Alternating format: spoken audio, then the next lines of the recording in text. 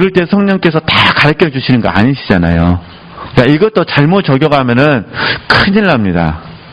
우리 지체들께서 이렇게 나름대로 인생을 살다 보시면은 하나님에 관해서 뭐 많이 이게 알고 싶은 부분도 많이 있으시겠죠. 근데 그 부분도 진리 안에서 물으셔야지 불필요한 것들을 막 물으셔가지고 사단에게 속을 가능성이 많이 있습니다. 그건 안 좋은 겁니다. 믿으시죠? 우리는 어디 안에서 물으신 거예요? 진리, 그죠. 말씀 안에서 물으셔야 됩니다. 이게 속을 가능성이 많습니다. 네, 그럼 다시. 네. 연합은 늘 배우시는 공과잖아요. 본성의 하나됨을 의미하는 것이 아니라는 거. 예, 사랑 안에서 의지가 하나 되는 겁니다. 늘 제가 말씀을 드리잖아요. 인간과 하나님은 질적으로 차이가 있습니다. 하나님은 영이시잖아요. 육체가 없으셔요. 그죠? 근데 우리 인간은 영이지만 또 한편으로는요, 혼하고 몸을 가지고 있잖아요. 그러니까 절대 갖출 수가 없다는 거예요. 하나님은 죄가 없으시고, 우리는 죄 덩어리이고, 그죠? 그러니까, 마태복음 5장 48절과 누가복음 6장 36절에서 가르쳐 주는 것은 이거예요. 사랑 안에서 뭐라는 거죠?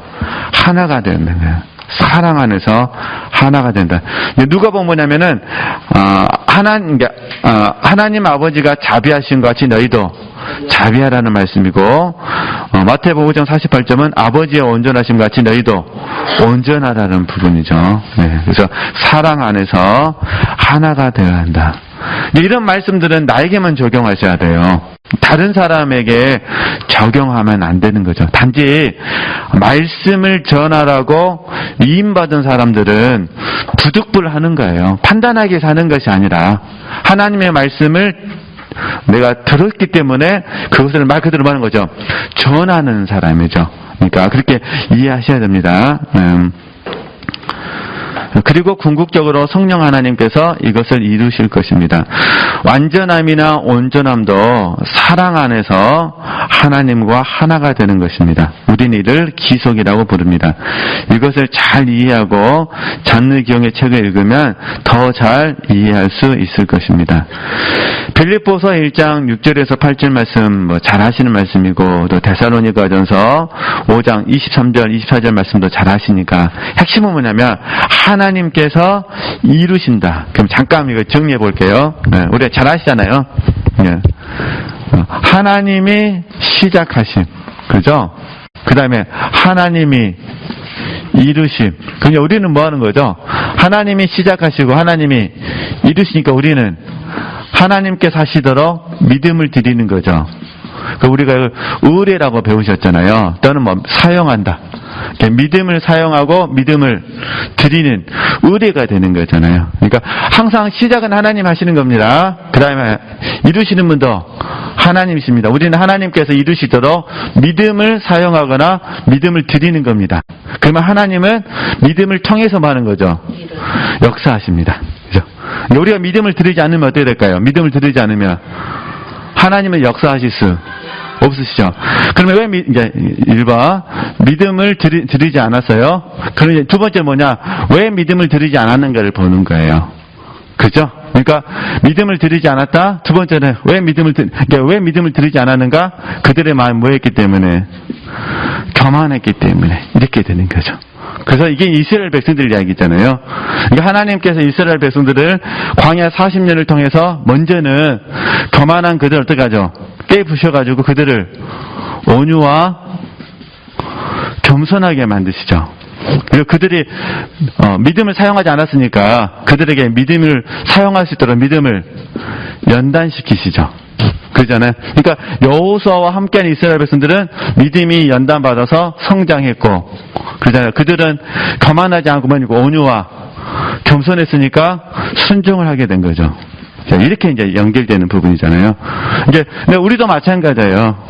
그래서 이제 히브리서 말씀 잘 하시잖아요. 오늘날 너희가 하나님의 음성을 듣거든 그러잖아요. 그러니까 하나님의 음성을 들으면 우리는 어떻게 하셔야 돼요? 믿음을 드려야 돼요. 그래서 믿음을 사용하시든 믿음을 드리시든 하나님을 의뢰하셔야 되고, 그 말씀 앞에 우리는요 온유와 겸손으로 받아들여서 순종하게 되는 거죠. 이 훈련을 우리가 계속해서 하고 있는 거예요. 근데 이게 이제 사건이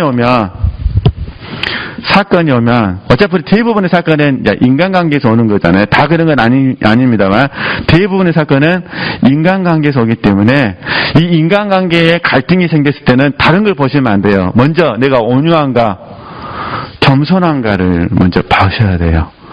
여기서 무너져 버리면은 믿음 사용을 잘 할 수가 없거든요. 사람은 이게 제가 합리화를 시키자는 것이 아니라 어쩔 수 없는 게 뭐냐면 마음에 문제가 생기면 사람은 마음에 문제가 생기면은 마음을 닫아버리게 돼 있어요. 이제 마음을 닫으면 그때부터 들리는 것이 부족하게 되거든요. 그러니까 그러면 안 되기 때문에 저희들이 이런 훈련들을 계속 해주셔야 됩니다. 어쨌든 그러니까 하나님은 시작하시고 하나님은 이루시고 우리는 믿음을 사용하고 믿음을 드린다, 의뢰한다. 이걸 이제 다른 말로 뭐라 하냐면은 우리는 믿음을 지킨다. 이렇게도 표현하죠. 그래서 이제 이 믿음의 자리에다가 제가 조금 전에 마음 이야기했잖아요. 마음을 지키는 거죠. 너희가 하나님의 음성을 듣거든 그 음성 중에 혹시 약속이 주어졌으면 이해되시겠죠? 약속이 주어졌으면 우리는 약속을 뭐 하는 거죠? 믿음으로 지키는 거죠.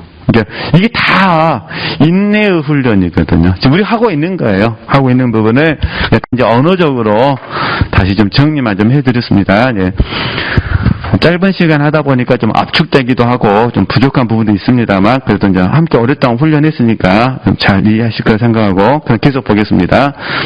이와 동일한 의미의 말씀이 이제 베드로후서 1장 4절 말씀이에요. 신의 성품에 참여한다. 그 다음에 갈라디아서 2장 20절 말씀 잘 하시잖아요.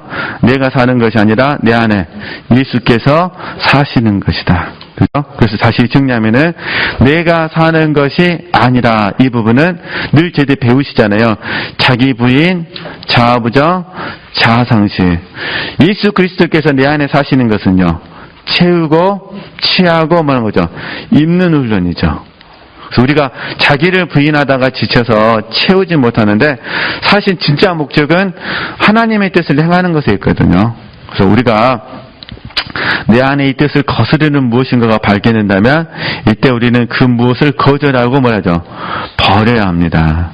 우리는 이런 과정을 자기 부인, 자아부정, 자아상실 또 동시에 하나님이 나를 통해 행하셔야 하기 때문에 내 안에는 하나님의 뜻을 행하도록 하는 그 무엇이 있어야 됩니다. 그게 이제 능력이, 하나님의 능력일 수도 있고 하나님의 생명일 수도 있고 또 성령의 열매일 수도 있고 그것을 우리는 뭐 하셔야 돼요? 채우셔야 됩니다. 그죠? 그래서 성령이 내 안에서 역사하게 되면 그 능력을 내가 입게 되어지고 취해서 사용하면 된다. 그죠? 예를 들어서 성령께서 지혜를 주셨다면 우리는 그 지혜를 따라 뭐 하는 거죠? 말하면 되는 거죠. 그 다음에 23절. 늘 지금 배우시고 또 적용하고 있는 말씀이에요. 우리 시스템 이야기도 많이 배우셨잖아요. 영적 질서도 많이 배우셨고. 그러면 다시 보겠습니다. 영성훈련을 통해 우리는 날마다 벗고 입는 이 영적인 체계가 우리 안에 형성되어 있습니다. 그러니까 되어진 만큼 우리는 지금 실천하고 있습니다. 우리의 소원은 더 잘 되어졌으면 좋겠다. 다시 말해 우리 안에 시스템이 지금 만들어졌다는 거죠. 이것은 영적 질서라고 그러는데 우리 지금 기본 리모컨 텔레비전 리모컨 잘 아시니까 그러니까 내가 어떤 프로그램을 보려고 하면은 그 리모컨으로 그 프로그램을 방송하는 채널을 눌러서 보면 되듯이 우리 자연스럽게 영으로서 몸의 행실을 다스리며 사는 겁니다. 물론 하나님이 연단하실 때가 있으셔요. 그때는 자연스럽진 않죠. 몸을 쳐서 복종시켜야 되니까. 그러나 보편적으로 영으로서 몸의 행실을 뭐 하시면 다스리며 사시는 것입니다. 그러시죠? 네. 보편적으로 일반적으로 특별한 경우에는 좀 하나님이 더 많은 훈련을 시키시지만 대체적으로는 영으로서 몸의 행실을 다스리면서 사는 겁니다. 계시는 순식간에 일어납니다. 그래서 우리는 거함의 문제도 존재와 상태로서 우리가 균형 있게 바라볼 수 있었으면 좋겠다. 그래서 이 부분이 요한복음 15장 4, 5절 말씀, 누가복음 15장의 탕자 이야기 이렇게 존재와 상태로서 이해하시면 됩니다. 그러면 또 예를 들면 혹시 우리가 환경에 거하여 살 수도 있어요. 그렇죠. 환경의 영향을 받아서. 그러면 나로 살고 있잖아요. 이때는 주님으로 사는 것이 아니라 상태. 그러니까 얼른 뭐예요? 깨닫고 내가 누구에게로 가셔야 돼요? 주님께 가셔야 내게 거함. 그럼 존재가 되는 거예요. 그렇죠? 내가 포도나무에 꼭 붙어 있으면 주님과 함께 살 수 있고, 내가 떨어져 있으면 그 순간부터 단절이 되는 거거든요. 탕자 비유도 잘 아시잖아요. 아버지 집 안에 있느냐, 아버지 집을 떠나느냐의 문제잖아요. 그래서 영성을 추구하는 이들이 이것을 경험하며 결코 주님을 떠나서는 살 수가 없음을 깨닫게 됩니다. 그래서 뭐란 거죠? 무조건 붙어 있어야 됩니다. 이것이 거함의 개념입니다. 그러면 제가 조금 전에 마음 말씀드렸는데 1차적으로는 생각, 그 다음에 마음, 그 다음에 의지. 자, 주로 마음이라 표현할 때는 생각과 마음을 포함했을 때. 그러니까 저희들이 생각 속에서 이르죠. 생각 속에서 주님과 다른 것이 있어서는 안 되어지는 부분입니다. 그럼 어떻게 되냐? 항상 주님 안에서 하셔야 됩니다. 주님 안에서. 그러니까 이 생각을 우리가 붙들어야 돼요. 그러니까 주님 안에서 저희들이 항상 뭘 하는 거예요. 사실 주님 안에서 하는 거는 믿음으로 하는 거거든요. 우리가 오늘 이 자리에 참여하는 것도 주 안에서 오신 거잖아요. 자연스러운 부분이거든요. 그리고 목요일에 참석하는 것도 어디 하는 거죠? 주 안에서. 근데 혹시 이제 생각 속에서 이제 쉽게 예를 든 부분이고, 인간관계라는 부분도 그래요. 내가 주 안에서 상대방을 대하면 문제가 없거든요. 근데 주님과 다른 어떤 생각이 들어올 때가 있어요. 인간관계 부분에 있어서.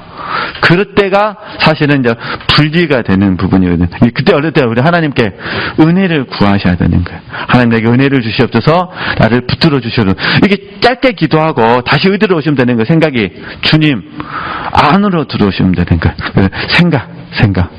그래서 생각이 먼저고, 그 다음에 마음이고, 그 다음에 의지거든요. 그래서 저희들이 그런 생각이 딱 들을 때마다 얼른 뭐 하셔야 돼요? 구원의 투구를 쓰셔야 돼요. 그래서 하다 보면 다 설명할 수는 없고, 그래서 제가 쉬운 공과는 아닙니다. 왜냐면 우리 생각을 지킨다는 게 얼마나 어려워요. 그래서 혹시 생각 속에서 허탄한 생각이 들어오면 안 되니까 주님과 다른 것이 있을 때 얼른 어떻게 되냐? 지금 구원의 투구잖아요, 생각은. 그러니까 구원을 얻음부터 시작하셔야 돼요. 구원을 얻음, 누림, 이름, 그 다음에 참여.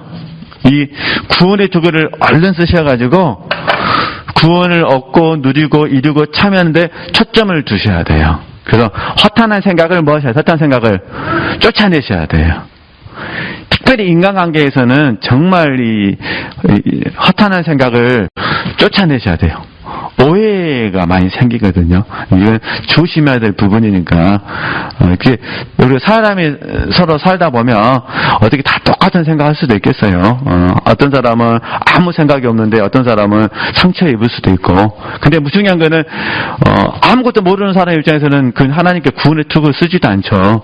그러나 내가 잘못 오해해가지고 만약 내 생각이 복잡해졌다면 어떻게 될까요? 구원의 투구를 누가 써야 될까요? 내가 써야죠. 그러니까 내가 구원의 투구를 써서 구원을 얻음에 감사, 누림에 감사, 어떻게 구원을 이룰 것인지, 어떻게 참여해야 될 건지를 적용을 해 주셔야 되죠. 네. 그리고 나서 이제 더 적극적으로 한다면은 이제 예를 들어서 이제 우리가 육신의 생각을 한다면, 더 적극적으로 한다면 육신의 생각을 거절하는 훈련을 해야죠. 육신의 생각을 끊어버리는 훈련을 해야죠. 그 다음에 육신의 생각을 전환시켜버리는, 전환시키는 이런 훈련들을 해야죠. 이제 이런 걸 가르쳐주는 말씀이 시편 73편하고 시편 77편이거든요. 육신의 생각을 뭐 하셔야 돼요? 일단은 거절, 그 다음에 끊어버리고, 그 다음에 전환시키는 거죠. 이건 하면서 배우는 거예요. 안 하면은 못 배워요. 그러니까 어쨌든 우리가 할 수만 있으면 우리 생각을 잘 컨트롤할 수 있으셨으면 좋겠습니다. 네, 이렇게 그거의 부분 잠깐 그냥 말씀드리고 싶어서. 네. 이제 다시 23쪽으로 가서요. 네. 그래서 내가 포도나무에 꼭 붙어 있으면 주님과 함께 살 수 있고, 내가 떨어져 있으면 그 떨어져 있는 그 출발점이 뭐냐? 생각이다 그 말입니다. 허탄한 생각. 내가 떨어져 있으면 그 순간부터 단절이 되는 것입니다.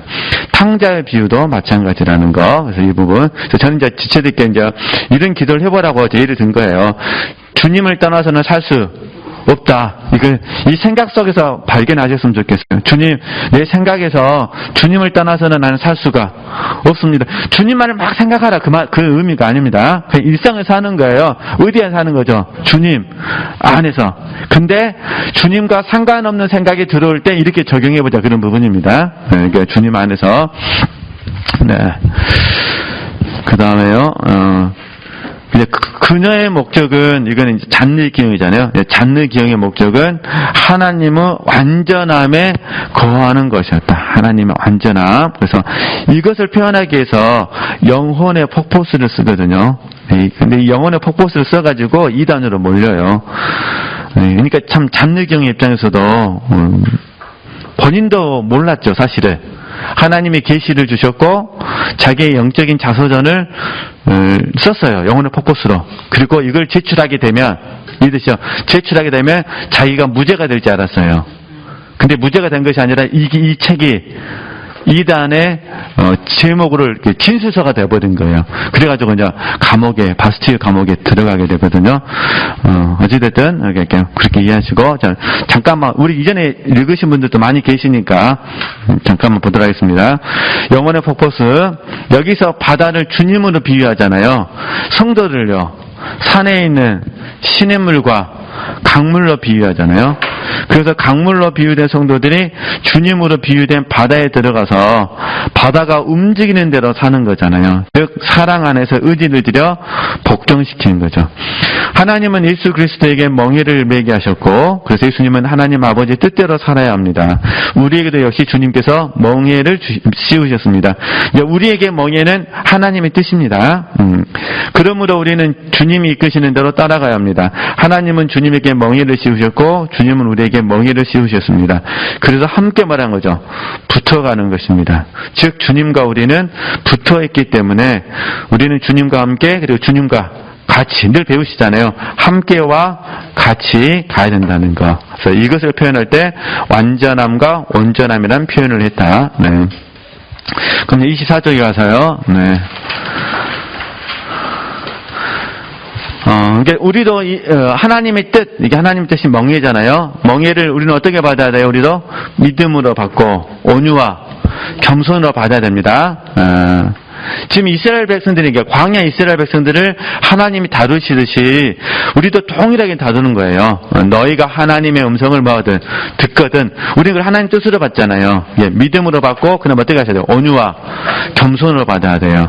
그러면 쉽고 가벼워서 뭐하냐? 십자가를 지는 거죠. 하나님의 뜻을 행하는 거잖아요. 이걸 우리가 순종이라 배웠잖아요. 그래서 만약 온유와 겸손으로 받지 않으면 이 멍에는 어렵고 무거운 것이 될 것이라는 거. 네, 그래서 잔느기형의 영적 성장의 과정을 설명하면 먼저 중생을 경험한 사람들이 하나님을 사랑하게 되는 과정을 언급한다는 거예요.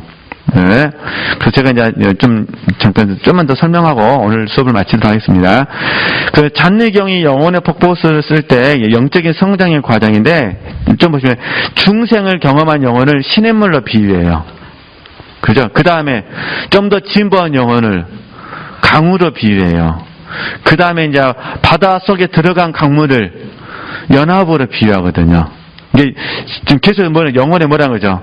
성장을 설명한다는 거예요. 이해되시죠? 주님과 연합되어지는 과정을 설명한다는 거죠.